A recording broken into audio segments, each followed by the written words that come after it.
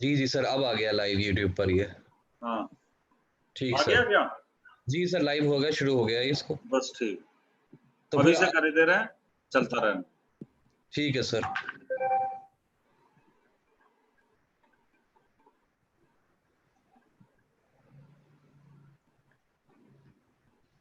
Sir link यहीं से copy कर लेते हैं हम, फिर फॉरवर्ड बढ़ा देंगे सब तरफ। कहाँ से कॉपी होगा ये लिंक? सर ऊपर ऑप्शन आ रहा है ना, लाइव ऑन यूट्यूब, जहाँ लिखा हुआ है स्क्रीन पर, हाँ वहीं आप क्लिक करिए तो दिखाएगा आपको ऑप्शन, कर्सर लेकर जाइए वहां पर, view stream on YouTube and copy streaming link. अब ये कहाँ कहाँ पर करें हम? सर ये जो, जी सर, कॉपी स्ट्रीमिंग लिंक पे क्लिक करिए सर, कॉपी हो जाएगा यूट्यूब का लिंक। ये कॉपी कहाँ से करना है लिंक? सर ये जो ऊपर लेफ्ट हैंड साइड पे स्क्रीन पे ऑप्शन आ रहा है ना, live on YouTube, left hand side screen पर ऊपर जो ऑप्शन आ रहा है,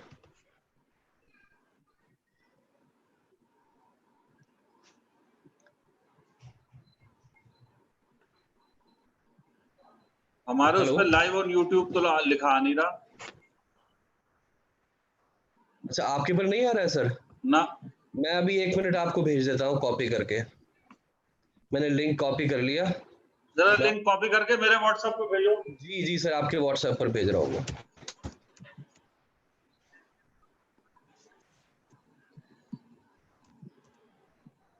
सर चला गया आपके व्हाट्सएप पर।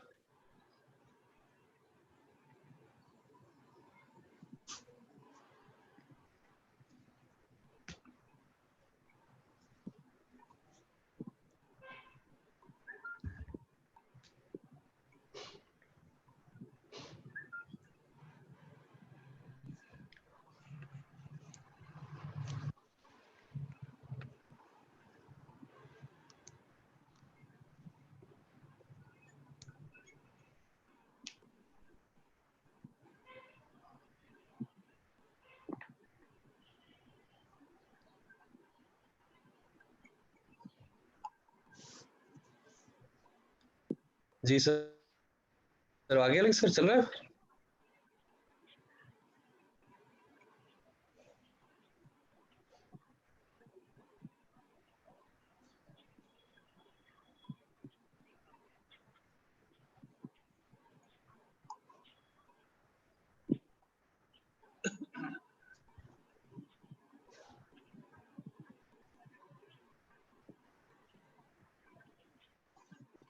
गुड डे एडोगन। Sorry, hello. हाँ, good day. Good day, doctor. How are you? Oh, fine, thank you. I have heard so much about you that I really was longing to see you. All right. If they are good things, I am the guy. If you heard bad things, I don't know him. I don't know the guy. Okay, I am Imran Salim. Zaid must have told you. Yes. From Aligarh Muslim University. I'm very pleased to meet you. Thank you. Professor. Thank you. Same here. We are already on YouTube. So great. I have sent the link on the group. If you want to share it with someone, you can send it. All right. Let me check. 1 second. Now I have one Saudi phone and one Moroccan, and I don't know where. 1 second, doctor.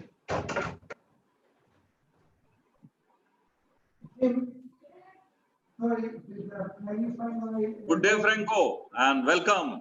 Oh, Professor Imran, how are you, sir? Fine, thank you. How are you, sir? I'm doing very well. Thank you so much. We have another friend with us, Professor Jabir Ali. He is a professor at Indian Institute of Management, Jammu. Oh, pleasure to meet you, Professor hello everyone. Jabir. Professor Jabir, he is Mr. Franco from Georgetown University, USA, and we have Erdogan from Morocco. He is the dean in his university. And Professor Jabir Ali is a professor at Indian Institute of Management, one of the premier institutes of India, and he is a learned colleague of us. Pleased to meet you. Hello everyone. Hello. Hi, everyone. Quite an esteemed panel. Thank you very much. Yes, indeed. Alhamdulillah. I'm really excited to have such a diverse panel. We are just waiting for another 2 minutes for a friend of mine, Sure. Mr. Mohammad Nasir, and then we begin. Sure.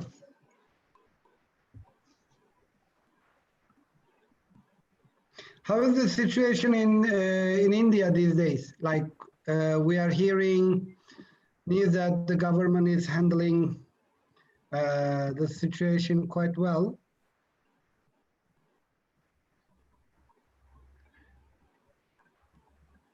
Hello.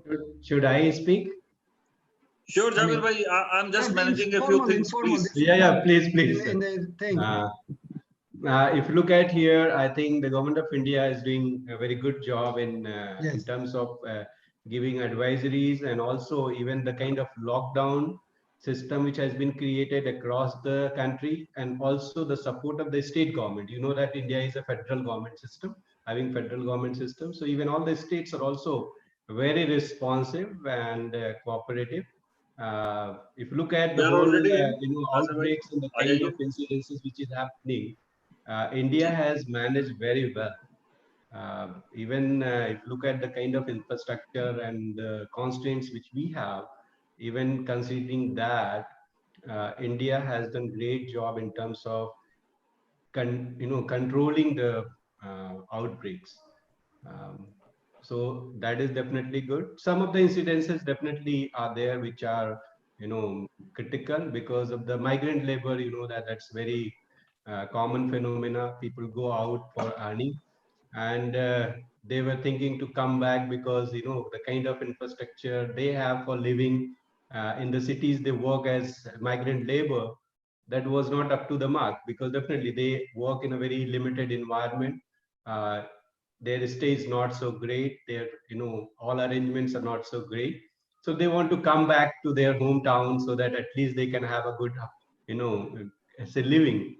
But unfortunately, because of lockdown, they were not able to move. Recently now government has created a kind of arrangement to take them back through railways and also through roads. So even now international travelers are also being picked up from different part of the world. So in that way, the response of the government is really great. Very nice, very nice. This is off the record. I saw one video how the Indian police controls the crowd. It was very creative, at the same time very effective. Later I will share it with you. Great. No, I'm not being sarcastic. Really, I wish No, there are if you look, India is a big country and having huge number of people of different kinds. Even you'll find the people are very poor, at the same time people are also very rich. So you'll find the divide, income divide, and all those things are really there. आज है भाई, आज 11 है.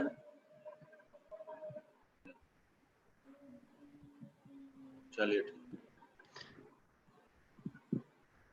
Dr. Franco, it must be late there.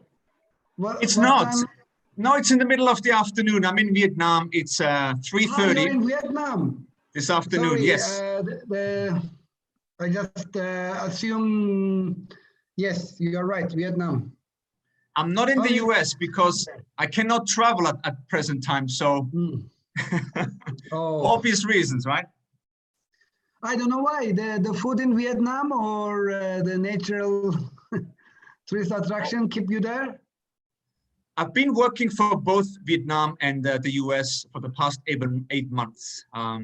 But since January, I've been stationed predominantly here in Vietnam. Very nice. I hope you're enjoying.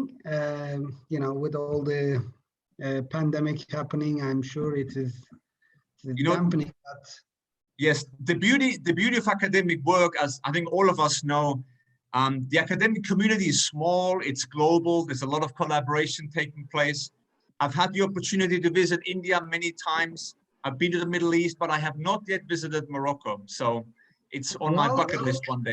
Consider this as an invitation to the whole panel members. Thank you so much. Most welcome. Our university, I mean, it's not, I think, promotional to say that it supports the collaboration and research. So we are very fortunate that we have different schemes that we can support the international and multi-organizational collaborations. So let's talk afterwards. Absolutely. The sky's the limit. The sky's the limit. I agree. All right. We're still 7 minutes to our original schedule. Am I right? Yeah. We are just waiting for one more guest to join, and then immediately we start. Professor Jabir, what is your area of interest? I'm into economics and business environment, and also a little bit into strategy. And, one of those number people, huh?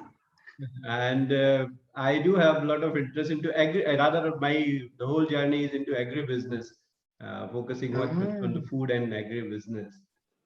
So when can we pull you to the light side of the tourism and services? Yeah. So we do have actually, I was just looking at my website because we do have signed MOU with one of the business school in Morocco, HEM Business School, recently. HEM Business School. So we have, I think, 2 partners in Morocco at the moment. Well, why not the third one? Yeah. Our university has a very strong business faculty called African Business School. They have graduate and PhD and master programs. And I know for sure that they are very progressive in collaboration and working with distinguished professors like yourselves. So maybe I put I'll just look at that because you know that IIM, Indian Institute of Management, it's a brand under Ministry of HRD, Government of India. We have 20 IIMs in India, and we are the youngest one. Okay, so this IIM Jammu is the 20th one in the whole series. Before this institute, I also worked with one of the leading IIM in Lucknow. That was the fourth one after ABC. Nice. We are having 20 such institutions in the country, and the Ministry of Human Resource Development, Government of India. Very nice. And, let's continue. Shall we begin? Yeah. So if everyone is yeah, everybody is with us. Let me introduce the panelists. I'll take the privilege. At the outset, I would like to welcome all the panelists on behalf of the Honorable Vice Chancellor, Professor Tariq Mansoor of Aligarh Muslim University. Of course, it is because of his encouragement that we had been able to arrange such series of webinars. Let me introduce the panelists, each one of you. We have first Professor Dr. Franco Gondolif. He is a professor at Georgetown University, USA, and he is also associated as a consultant at Taiwan, I believe, George, Franco? Vietnam, sir. Vietnam, I'm sorry. And then we have Professor Dr. Erdogan Ikiz. He is dean at one of the polytechnic universities at Morocco. Then we have with us a very esteemed Professor Jabir Ali, who is a professor earlier he has served as at IIM Lucknow. Then he had been a director at an agriculture institute at Hyderabad with the Government of India.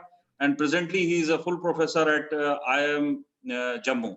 And then we have a very young friend with us, Mr. Dr. Nasir. He's an assistant professor at Aligarh Muslim University. He specializes in this mercantile law and company law. And of course, very relevant for this discussion. So I thought I have this galaxy of experts. So not taking much of the time, I would request possibly Dr. Franco to initiate the discussion. Yes. Well, first of all, I would like to thank Professor Imran and all his colleagues for organizing this webinar. My esteemed colleagues from around the world on the panel, and of course, you, the participants on this webinar around the world. So welcome to this panel. We've been given the opportunity to talk for about 10 minutes to quickly set the context, and I have the privilege and honor to break the ice and to provide some of my thoughts for the first 10 minutes. So please let me do that for the next 10 minutes. And I hope you can hear me well. I hope the reception is well. I'll try and speak slowly in order to be coming across clearly and crisply. Sure. So first of all, I'd like to maybe break up my discussion into 3 points. Maybe context, then the response, and a post-pandemic world. So speaking of the context, and I want to provide the context for the audience out there on this webinar. As of last month, as of April 2020, 212 countries and territories were actually affected by the coronavirus, directly or indirectly. As of this month, May 2020, half of the world's population, a staggering 3.9 billion people, have been impacted by either direct lockdowns, quarantines, self-isolation mandates, social and physical distancing orders around the world. So half of the population, a staggering number. And so the immediate consequences for all of us, for all of these aspects directly is destruction. Now, what kind of destruction are we referring to? Of course, there is the destruction in terms of business activity. We have seen collapsing financial markets. We have seen imploding economies around the world. We've also seen destruction of international trade, transactional trade especially. And also, very importantly, is deeply impacted changes to people's lifestyle. I just talked to my sister a few minutes ago in Italy, and she confirmed that Italians can still not go to the hairdresser after almost 3 months now. So people's lifestyles have been deeply, deeply affected. Now, politicians have called this virus several things, including the enemy. So let's talk about this enemy a little bit more. And of course, research and health sciences around the world are racing to develop treatments and also a vaccine. So the world as we know it, only 3 months ago, has changed profoundly. We have been disrupted very, very deeply. So that's the context. What's been the response? Looking from a macro level point of view, of course, governments and central banks have unleashed unprecedented fiscal and monetary stimuli packages, vast amounts of money from the US and the EU and Japan, Korea. We've seen vast packages, again, unprecedented. At a more micro level, we have seen, as I said, huge job destruction in almost all industries. To give you one example, speaking of the US, looking at a working population in the US of 150 million people, the unemployment rate as of last week is now more than 20%, which means 1 in every 5 people in the US is now unemployed. And there are even economists out there that predict that the unemployment rate could go as high as 25 or even 30%.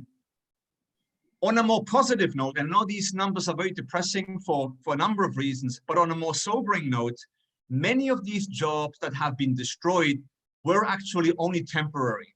They will be rebuilt, they will come back as soon as the economy opens up. Now, economists are also trying to forecast what kind of a recovery are we going to get? Will it be a V-shaped recovery? Will it be a U-shaped recovery? Will it be an L-shaped recovery? Or maybe it's going to be a more W-shaped recovery, meaning a drop followed by a rise, followed by another drop. So this is a likelihood. This is a possibility. We've also been seeing, and of course, we now live in a heavily digitalized area. A lot of people are now homebound. So access to media is almost unlimited. So the media has played a very, very important role in the way people perceive this crisis, the way people have even handled this crisis. So we've seen a huge impact on the economy. The focus is on economic terms all the time. The media talks about lifestyle issues, and of course, issues such as nationalism, patriotism, but also a further polarization of political ideologies have also emerged.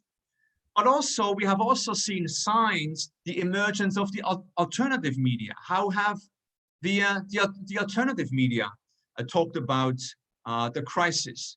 In many countries and many cultures, of course, we have minority groups where we have seen dislocation of entire people, a total loss of livelihoods of entire groups and families and peoples. We have seen a lot of poverty emerging. We have seen discussions about inequality. And we have also seen the importance of the informal economy, where there is complete destruction of the informal economy, where people have basically nothing to lean on. So that's been the second part. The third part is post-pandemic world. And we don't know what exactly that means. We don't even know when the post-pandemic world starts. Nobody really knows for a fact what the world will look like post-pandemic. Predictions abound. There's a lot of doomsayers out there, but of course, there's also a lot of very positive projections how people will fare. Some nations will fare better than others. Some industries will fare better than others, and some cultures tend to be more resilient than others also. If history repeats itself, we will probably see a lot of startups, a lot of innovation, new projects, new ideas, and especially new technologies emerge. I just talked to a friend of mine the other day regarding Airbnb, and Airbnb, some of you may not know that Airbnb was actually conceived in the midst of the crisis of 2007, 2008, out of a necessity, out of a need. So a lot of innovation, I believe, has been happening, is happening as we speak. Three things I would like to finish off with, which I believe I need to stress, I need to emphasize. I believe there will be an increased emphasis on biological sciences, on health sciences, stemming from this crisis. There will also be more discussions about the importance of what we call supra-organizational organizations like the United Nations, like the WHO. Some people are calling for a new organization, which we possibly could call a World Pandemic Organization, a WPO, which looks at how to eliminate viruses, how to curtail viruses, but also coordinating certain monetary policies between nations on a global scale. And the third aspect, not unimportantly, is a renewed focus on environment and the environmental sustainability. What we have seen over the past couple of weeks and months is a significant reduction in air pollution. We have seen that environmental degradation, which has been the focus for so long, is actually man-made and fortunately reversible. So we need to start thinking about policymakers and businesses and general public to come together to promote and mandate clean energy and environmental sustainability on a local, domestic, national, and international level. So I'm signing off with this context, these responses, and some of my thoughts on the post-pandemic world.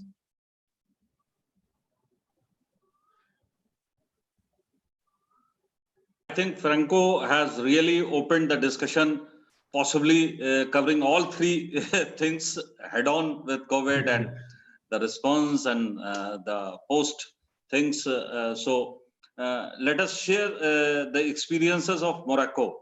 Erdogan, can we have some observations of yours? Thank you very much, Professor. I would like to thank Professor Franco. He did the heavy lifting of introducing the macro issues, where globally we are suffering an unprecedented, unheard of pandemic. And today I would like to share the experience related to my area of expertise, the country that I am in. I'm working right now, Morocco.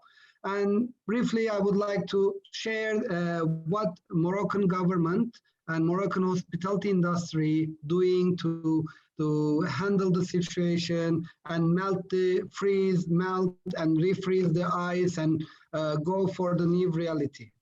So like Franco, I would like to highlight 3 points. And of course, if there are other questions, I would love to go into detail, but within the 10 minutes time, first of all, Morocco received 14 million tourists last year, #1 destination in Africa, with 4,000 hospitality establishments before Corona, BC. Like, I think this can be a new turn before Corona. Right now, only 150 are open, and mostly they are hosting the Corona patients and healthcare employees. 80,000 hotel rooms, in fact, being used by the healthcare employees. Now, having said that, 3 things: new hypersensitive reality. Some of the things are overlapping with what Professor Franco mentioned: government support and checks, and travel again. These are the 3 main things I would like to highlight. #1, starting how to transportation is on hold right now, except the essential traveling between countries. The new reality will definitely require more checks and balances, more health issues, that sanitary and hygiene issues are going to play a significant role to ensure that both staff and the customers, guests, or passengers are safe. When we move to hospitality industry, there's a shift going to happen from larger establishments.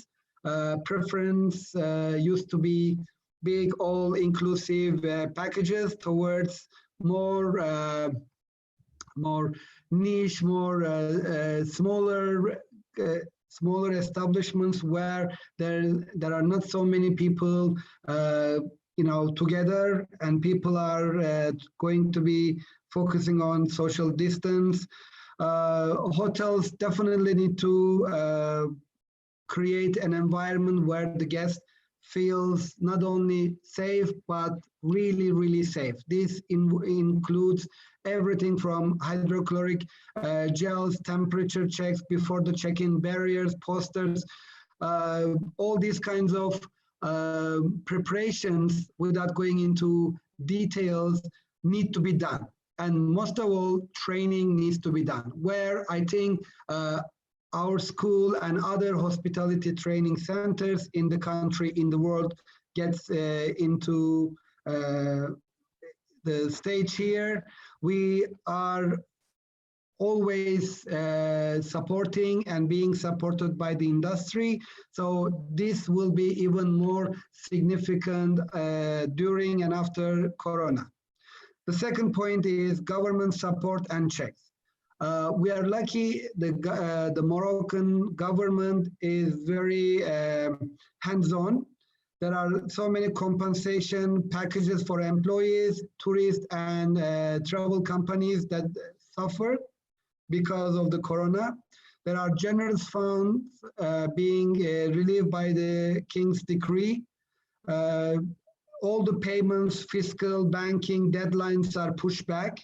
Stakeholders, direct or indirectly affected by the Corona pandemic, are being supported, both cash and credit. But these, I think, should come with tight and strict control to establishments. Controls and certifications, I believe, is the way to go forward. For every scenario that comes after Corona, the rules and regulations will be tightened. So definitely we have to focus how the new health protocols can be placed. Testing should be done. I was one of the fortunate ones. I got tested recently, and the amount of testing in Morocco is really reassuring and will be growing in the near future. And the third and the final point is, when can we go back? Obviously, as Professor Franco mentioned, every crisis, eventually we bounce back. The terrorism, the economic flow, and previous health crisis, pandemics, did not end the world as we know it. But definitely will require new adjustments and new strategies for industry and the government to move forward.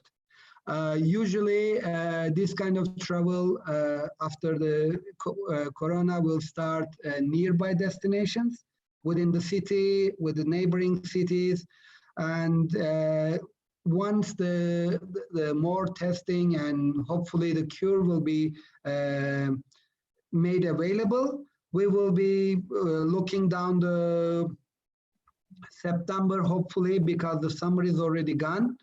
I don't believe that any solution will save the summer for the destinations, but September and even maybe early 2021 is, with the most optimistic point of view, is the new going back to the new travel reality. As I mentioned, smaller establishments, as I mentioned, Airbnb, an alternative apartment renting will be a way to go. And as academics, and particularly as hospitality and tourism academics, I think we should be standing by the industry when it comes to training, certification, collaboration. This is why we are around, and this is our mandate to support not only Moroccan but global hospitality industry and the economy. Thank you very much, and I would love to hear your comments and questions at the end. Thank you, Erdogan. I mean, really excellent approach of Moroccan government, being so proactive in order to address the issues which are forthcoming. I mean, naturally, the COVID-19 has not spared anyone, but the proactive response is possibly the right approach. Now, coming down to Professor Jaber, I would request to really work out, see that given these perspective of two nations, how what is the India's position? Right. I would like you to reflect on this. Yeah, so really thankful to both the panelists. They have really put very good points before us and a lot of food for thought to deliberate upon. You know that this is not just a kind of like, ordinary situation. This is extraordinary situation. We never faced this kind of problem. We really know that there were, financial crisis, and it impacted on some of the areas. But this particular crisis which we got, this is actually having all-round impact. This is very heavy, and definitely this is a kind of, this is pushing us on a recession, which is not just a financial crisis. Rather, you can say the recession can be also in terms of real recession, which is also going to put us on some trouble. Don't worry, the slide has gone, but it will come automatically. It may take about few seconds. So you'll find here the worry about this particular situation is it's not just a kind of financial crisis or which is going to impact on certain areas, rather it's going to impact at a larger scale.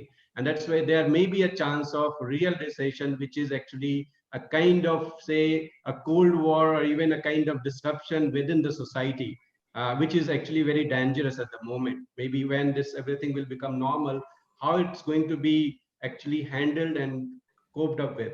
So that is one issue. There may also be issue related to policy recession. Whatever budget we have thought about, we recently presented the budget, and whether that can be really applied or not. Because whatever allocation has been done to different sectors, that may not be, applicable at the moment. Maybe those allocations need to be readjusted. We need to have a heavy, you can say, changes in terms of our monetary policy, in terms of our fiscal policy, you know that the earnings for the government is going to be really difficult at the moment, because whatever taxations and other things were being taken away for sustaining the economy, that is not going to be in the same manner as it was planned. So there can be a kind of, we can say, policy recession as well, and there may be huge, you can say, pressure on the government in terms of how to reallocate the resources to manage different sectors of the economy. We do have a development plans and all those things, but how that is going to be, managed, what kind of allocation to be there, that may be another kind of challenge. And then definitely the financial crisis, because all sectors may not be sustaining in the similar manner. uh, we do have a benefit that we have very good primary sector in hand, manufacturing and the primary sector in terms of the food and agriculture. So somehow that is definitely going to help us in a number of ways. But yes, there are crises and the recovery need to be done. As Professor Marco has already highlighted some of the points in terms of the shape of the recovery, I was just looking at that as well, because here the best way to get the recovery at a faster rate is V shape. V shape means here we need to win, that the victory we need to have immediately. And whether that is actually possible at the moment or not, that is something which need to be looked at. But yes, I'm sure that if we can have a very good plan in terms of recovering the economy by focusing on some of the sectors which are focused one, which can give a trickle down impact in the economy, I think that will really help us. But yes, definitely we need to focus on the shape of the recovery, that is V, because if you go for U or W or L, that is going to really impact us like anything. L is the worst case. I think we should not really look at that part. But yes, we need to talk about the V at the moment. Maybe if it's not V, then U. Even we should not also look at the W part of it, because that is also going to have a very critical impact for all of us. Though I do have, gone for some of the analysis on it, how economy is really going to look at different phases of recovery. Government is already planning to open some of the sectors at the moment in India itself, because there's we have SMEs which are huge in number, and they also have a huge, you can say, appetite to create employment and also the generate revenue for the government. So maybe this sector need to be looked at immediately. Agriculture sector, we have been very smart from the beginning itself. We always talked about how to manage the value chain of agriculture. Even I was doing some analysis about the mandi in Jammu and Kashmir region. Just I was comparing whether arrivals of the mandi business before this lockdown versus during the lockdown have any impact or not. I just try to take daily arrivals of the data in mandi versus the same day arrival last year.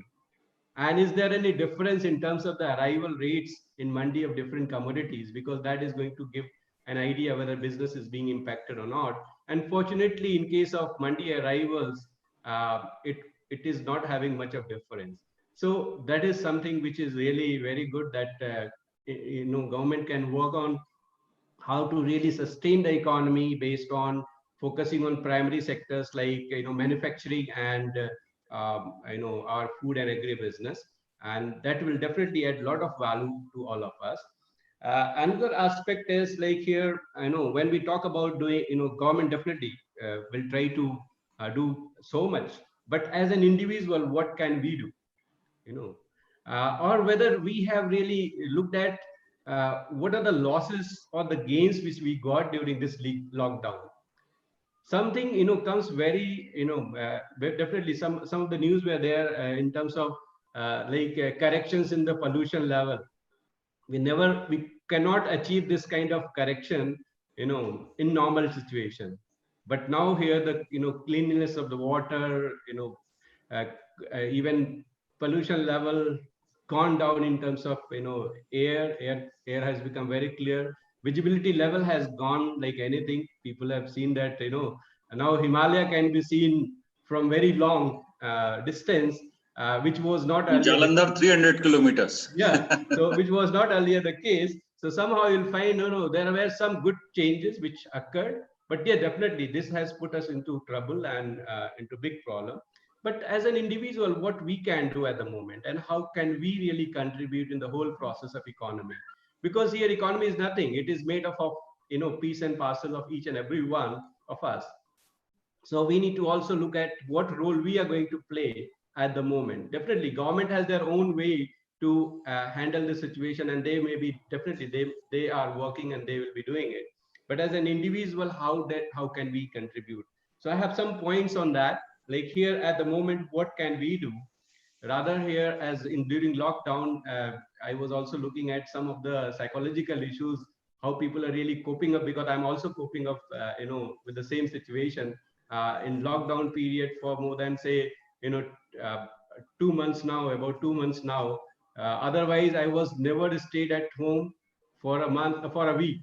I was always traveling, but today I'm into lockdown situation where everything to be done by myself, even from cleaning up the house to the attending the office online.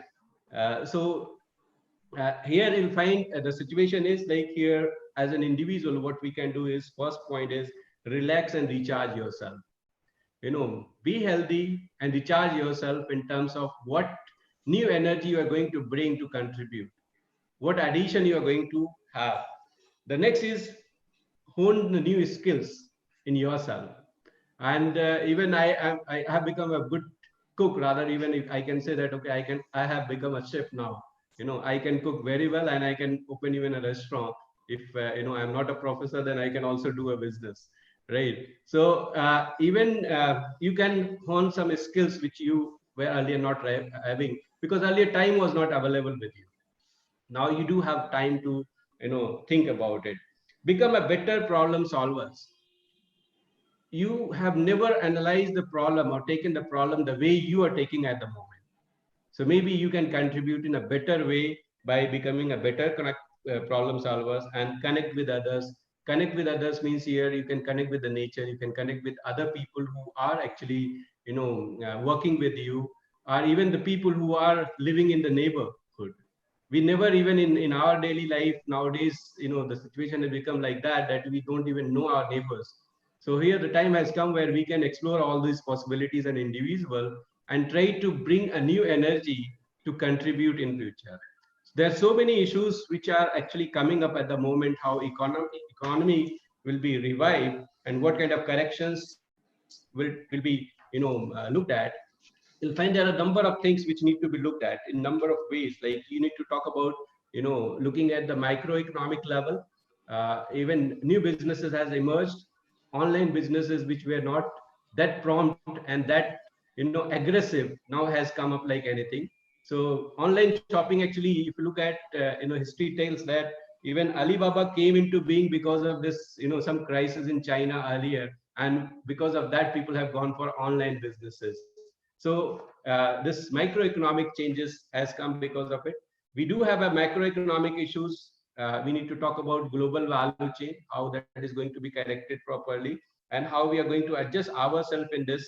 And then political legacy, which is going to come up, even whether now this political legacy will be in terms of the party system, or it will be on the ideology basis, or whether we are going to have a global politics now because of these issues. So these are some of the issues which are going to be very, very prompt and very active.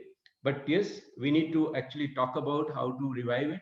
And I will always wish that we should go for a V shape of recovery process. Uh, Not even we should not even think of any other uh, shape of it, because we need to win, and that victory sign need to come up very soon at the earliest.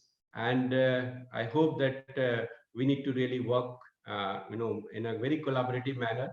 This situation, it's not only the local issue, even not even in a national issue, it's a global issue, because even in most of the supply chain works globally.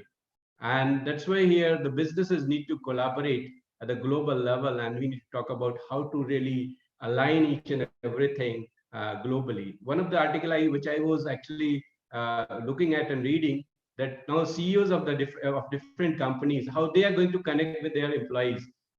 So one survey was there that was published in Harvard Business Review, where what percent of the CEO they have actually contacted their employee and asked whether you are good or not, how are you keeping healthy yourself. And this is very something which is very touching at the moment, and that's why we need to talk about, and we need to create that kind of trust among the employees, among the stakeholders in the economy, that we need to work together. We are in this together. That what we need to look at, and I hope that we are going to be in a normal situation very soon. The phases are, there. Difficult times always come, but difficult times also gives a lot of learning. We have learned a lot in this lockdown period, and we hope that this learning is going to contribute in number of ways. So thank you very much. We look forward to have some questions from your side, from the participant side. And thank you, Jaber. We see, taking a clue from your discussion, I think the most exemplary thing is the type of discussion that we are having at the moment, because there is a complete transformation in the education sector, which has really influenced and impacted the whole world. There is a debate about having access, having the possibility of interaction of this type with the have-not and have section of the society. But still, I'm sure that this is an important change, and this is going to merge into a structural and permanent change over the period of time. There could be, we are not going to switch over to the online teaching only, but definitely there has to be a mix of the offline and online things. So that is almost for sure. It is such a fantastic change because of COVID, thanks to COVID, that we had been able to really, had there been no COVID, perhaps we would not have been able to listen to Erdogan or Franco. That's almost for sure. We would have been listening each other. So that's a fantastic thing which has actually emerged. That's one thing. But my point is that see, we are even contemplating the possibility of future license. So that is there.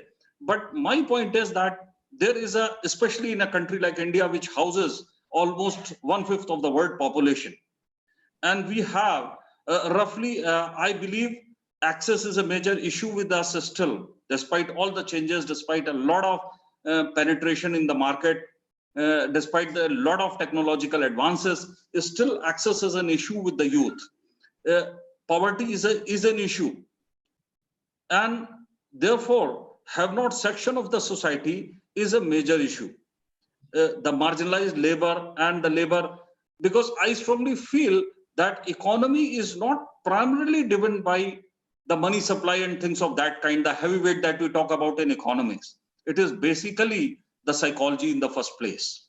If you are confident, you start building up things. Jaber is confident, maybe he would look for V-type victory. I'm not that confident, maybe I'll look for U-shape. Somebody else will see it as W-shape. So that varies with the perception.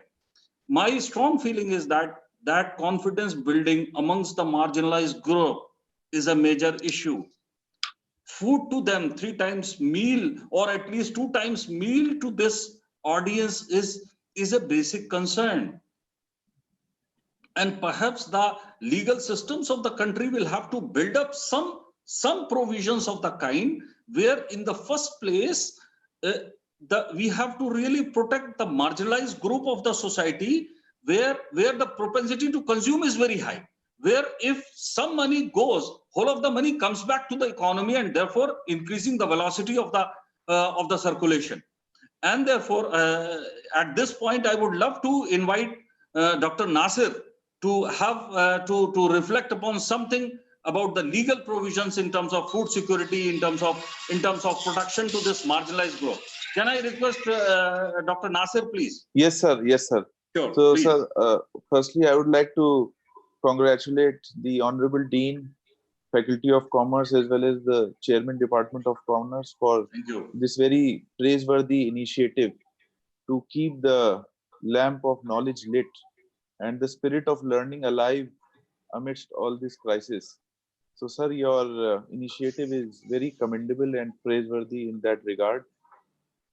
So, as just to uh, further expand the thread from what has been said by the other illuminating panelists, is that this COVID-19 has established a new social contract between the state and the citizens, where the relationship that existed between the state and its citizens has, from a constitutional and a philosophical point of view, has absolutely undergone a sea change. And the reason is that with many countries imposing national lockdowns, and India is almost in the second month of its lockdown, the lockdown ability of the country seems to have exhausted. You know, the resources with the people seems to have got exhausted. People's patience with what they do usually on ordinary days, not that they are not able to do it, it seems to have got exhausted. And so it has thrown up very interesting questions for the legal and the political community that need to be addressed. And one of the questions is really that the choice between the freedom of trade services on one hand and the choice between the right to health on the other hand. Okay, so when the state has actually imposed a national lockdown, the state is granting precedence or more importance to the right to health of the citizens as compared to the right of the citizens to carry on occupation, trade, and business. And therefore, this conventional wisdom of the state to grant precedence to one set of right, for example, health, over some other set of rights, is now being increasingly questioned as we move further along this lockdown period. So, for instance, if you ask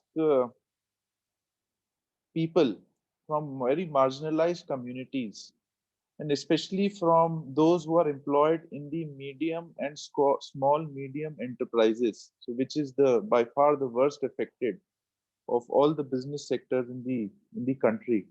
And if you ask them that we are giving you a choice, that either you forego your health, that you open yourself to the risk of COVID-19, or you forego the job you are employed in.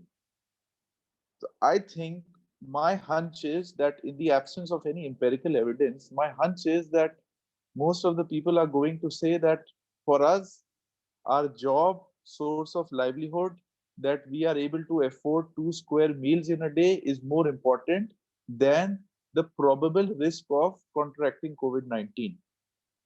Okay, so the point is that that putting up this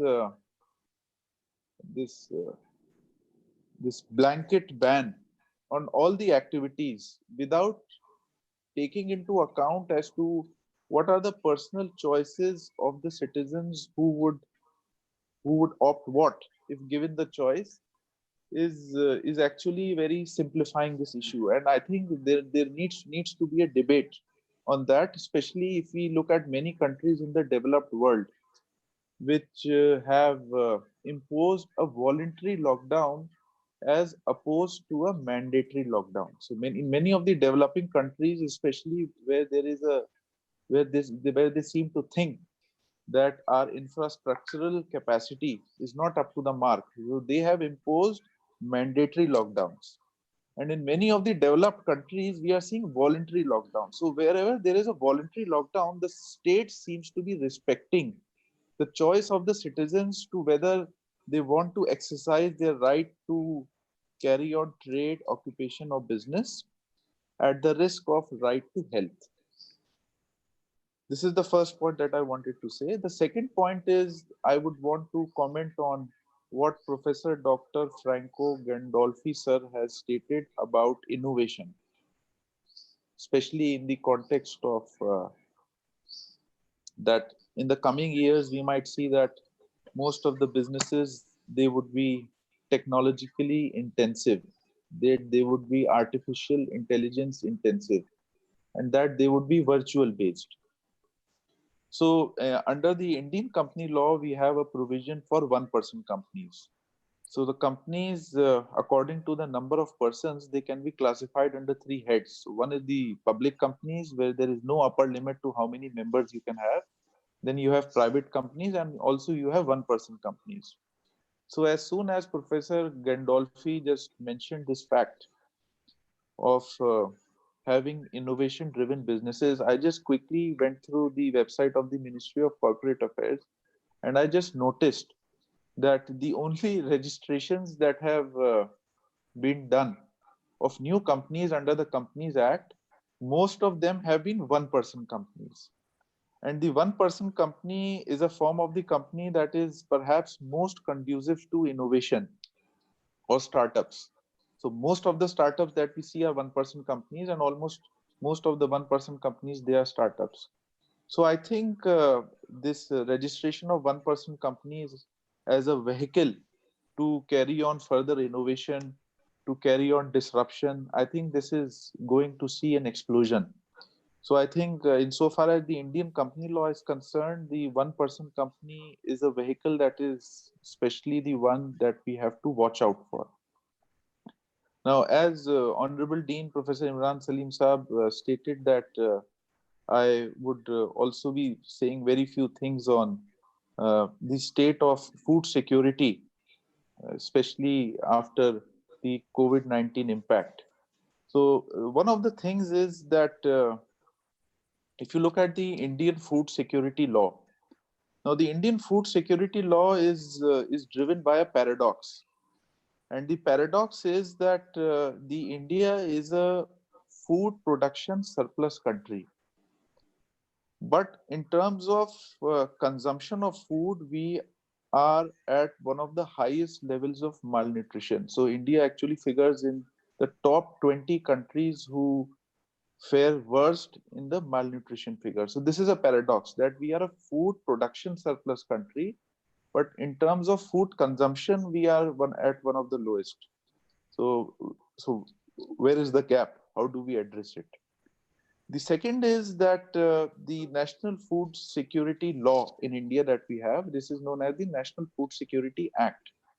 So the National Food Security Act actually shaped itself after the ill effects of the new economic policy were realized. So the new economic policy, which is the liberalization, privatization, and globalization, this had given effect to a syndrome that India was having years of accelerated growth, but it was not witnessing inclusive growth. Okay, so especially if you look at the India's GDP growth rate after the new economic policy, economic reforms, this was measuring around 6% to 8%.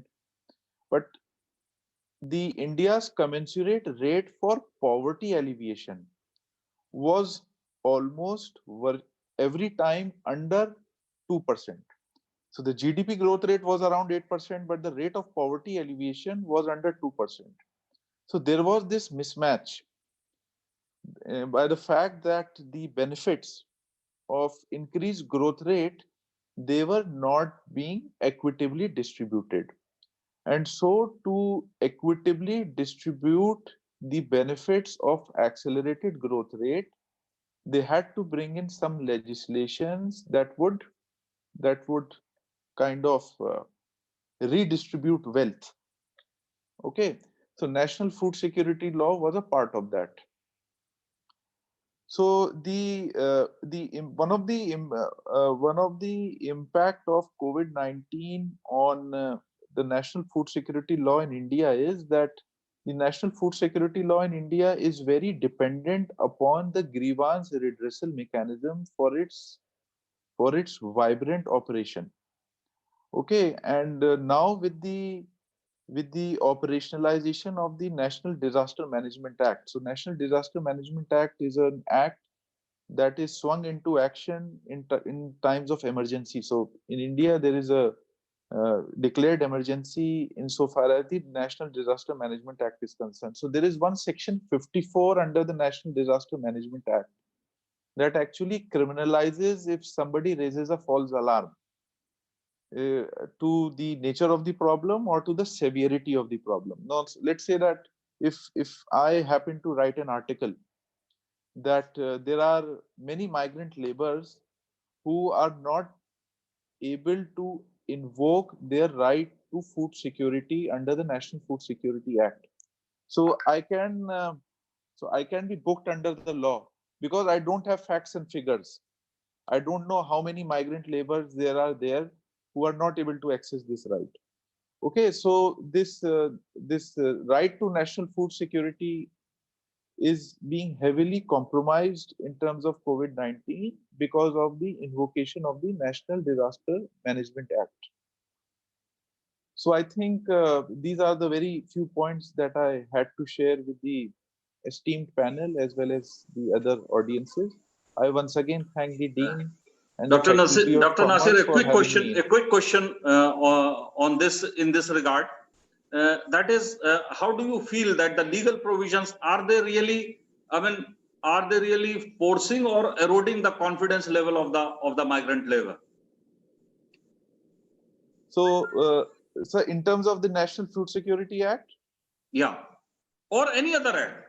The legal environment in the nation at the moment, is it really contributing to build up, or is really discouraging the confidence level, is deteriorating the confidence level of the marginalized group of the society?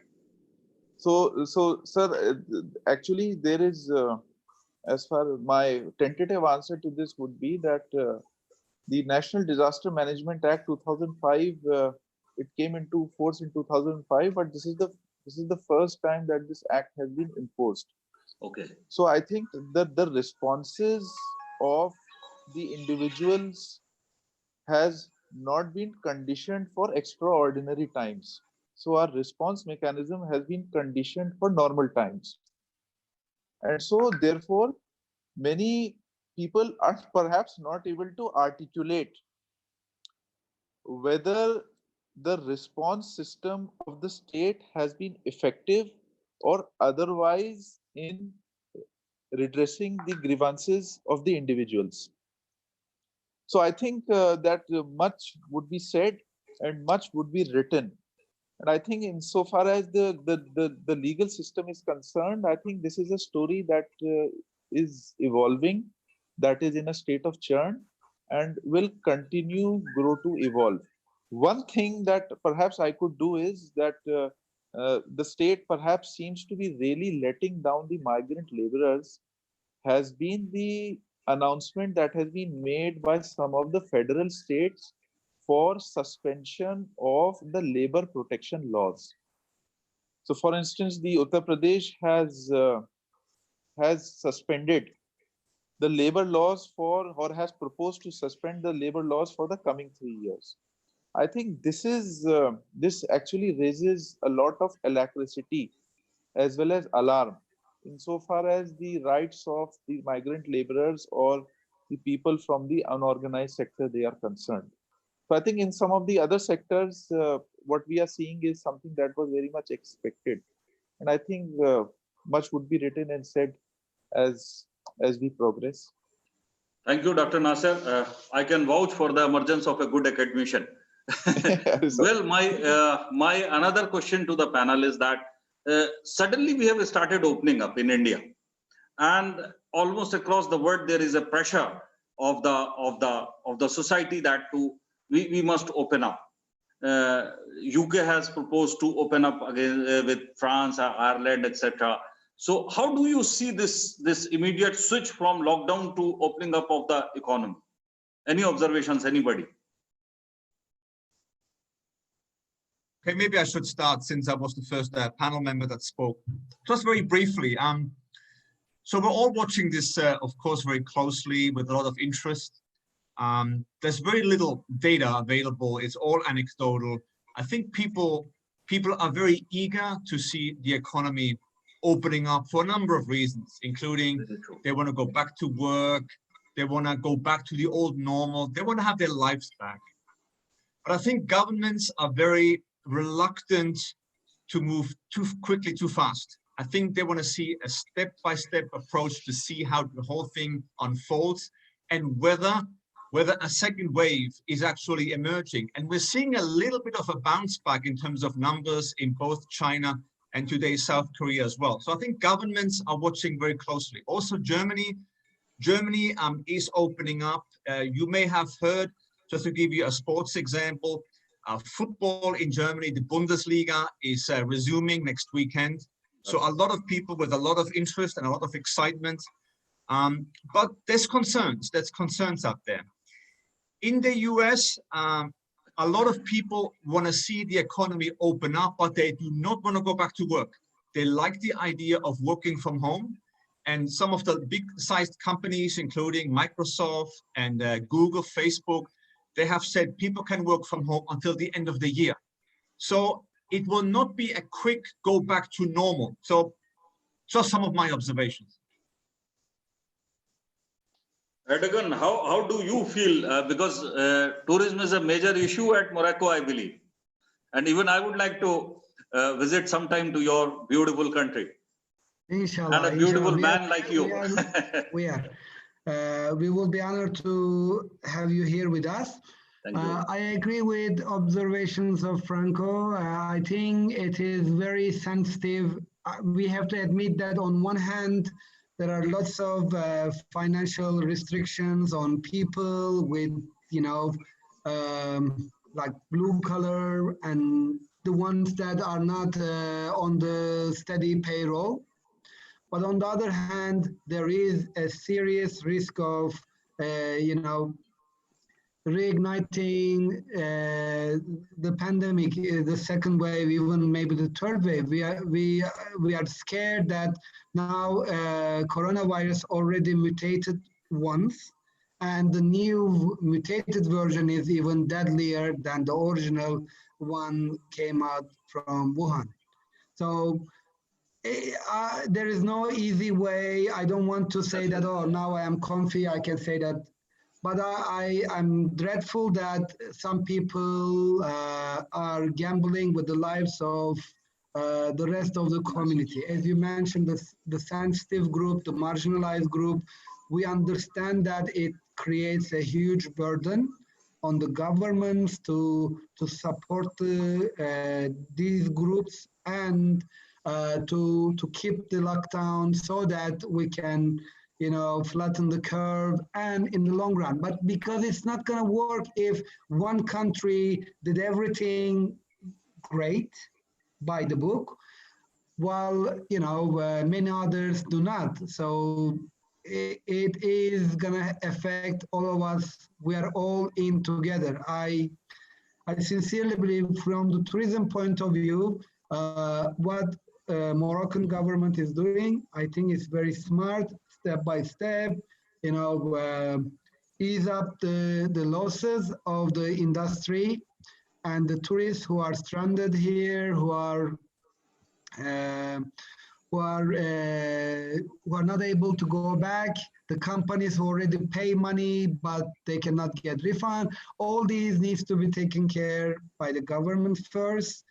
Training, testing, and restrict control and certification. This is going to be something that is a very sensitive balance. I hope all countries can do that, because if, we've seen how fast and how effective the virus can spread.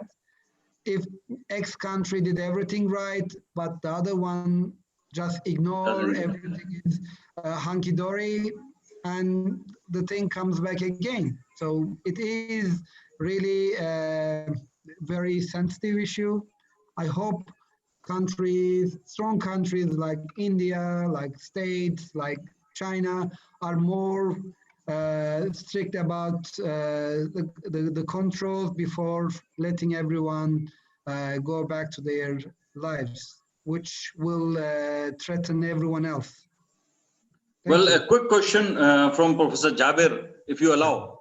Jabir sir, we have a question that during this lockdown period and the crisis period, we have heavily consumed the food reserves with the government. So how do you see this impacting the whole environment in the agriculture environment and the other things in the country? If you look at here, we do have a plan for food reserve, and that is actually that always goes into the Food Corporation of India. They do make a risk plan as well for the food reserve, and then at the same time it was a Rabi harvesting, and that's why government was very clear in terms of how to really proceed that so that losses are not there, risks are not there, and that was done at the farm level. So even production was not affected because of virus. Production was as such, and so as such we don't have that kind of risk in terms of this. One thing which I just want to add with the Dr. Nasir, which he just highlighted that point, and raised very good point whether we should go for a voluntary versus compulsory lockdown, and a situation where we actually categorize this situation as a fundamental risk, because this risk is not only personal or individual in nature, it can be it can be affecting others as well, and that's why this is a kind of fundamental risk. And when the fundamental risk arrive, then we need to go for a kind of say compulsory lockdown or compulsory regulatory environment than the voluntary, because if you allow everyone to behave as per they want, then this situation cannot be controlled. Right. Yes, there are, in case of food security issues, we do have a number of, balancing thing. India is one of the largest producer, but at the same time, we also have a lot of, malnutrition. But this malnutrition is not because of the food security. There is also another component called nutritional security. We do have a plate of, food, but that may not be necessarily having all the nutrition which is required, and that's why there's another concept called nutritional security, where we need to have a mix of basket. So we can't only give rice to eat. At the same time, with the rice we need to also have a number of other things, and unfortunately that is not part of the Food Security Act. We have only staple food under food security, and we try to provide only, even not both the component that we call wheat and rice together. Rather, in some of the areas we supply only rice, and another area we supply only wheat, based on the like the kind of surplus and deficit we have in different states. So yes, we do have malnutrition because we don't have complete package of the food, you can say, and that's why food security and nutritional security need to be looked at in a different manner.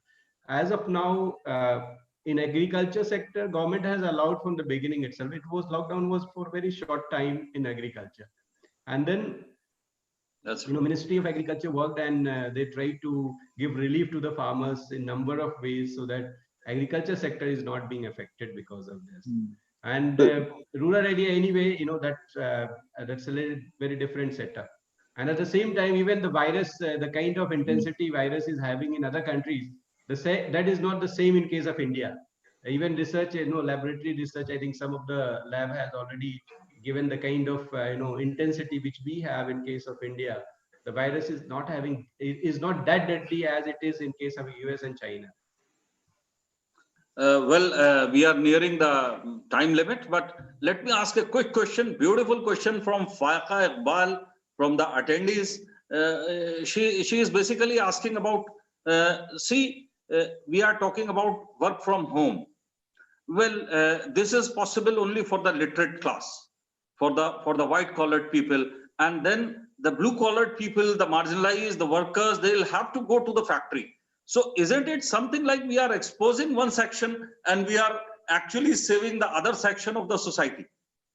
Isn't it a jeopardizing the equity principle? Just from my side, I am allowing my maid to work from home and paying her wages through bank transfer. That's very true. We are doing, but how long? But yes, and this cannot be done in the industry.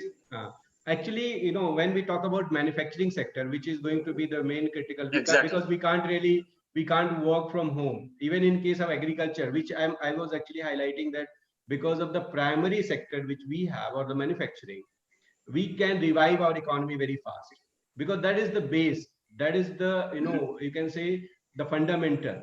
So maybe here we don't have this opportunity of work from home. We need to go to the factory, we need to go to the farm, and I think this Javed, model may not work in that case. I think Javed, the way out is that we have to provide more facilities at the floor level.